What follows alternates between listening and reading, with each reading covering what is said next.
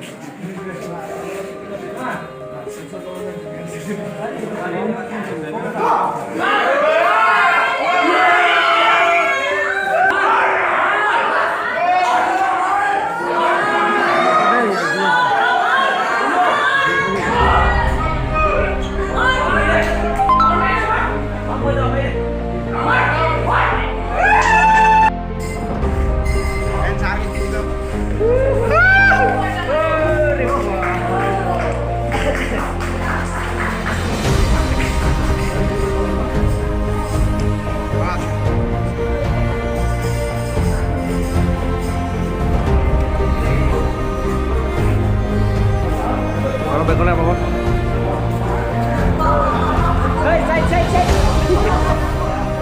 আমি আন্তঃ club child district প্ৰতিযোগিতাখিনি অনুষ্ঠিত কৰিলোঁ। আমাৰ আজি 35 সংখ্যক প্ৰতিযোগিতা চাইল্ড ডিষ্ট্ৰিক্ট বাছনি আমাৰ চাৰিটা দলটো গঠন কৰিবলৈ উদ্দেশ্যে আমি আন্তঃ ক্লাব প্ৰতিযোগিতাখন অনুষ্ঠিত কৰিছিলোঁ। ইয়াত প্ৰায় আপোনাৰ 80তকৈ অধিক ল'ৰা ছোৱালীয়ে খেলুৱৈ আহি পিনে আমাৰ অংশগ্ৰহণ কৰে আৰু আমাৰ প্ৰায় 15টা বিভাগত ৱেট কেটাগৰীত খেলখন অনুষ্ঠিত হয়। সকলোৱে অনুষ্ঠিত হয়। আমাৰ যোনসকল প্ৰতিযোগী ফাৰ্ষ্ট আৰু ছেকেণ্ড পজিশ্যন পাইছে তেওঁলোক আগন্তুক এতিয়ালৈকে আমাৰ ডেটটো ফিক্স হোৱা নাই। ৰাজ্যিক খেলখনত অংশগ্ৰহণ কৰিব পাৰিব।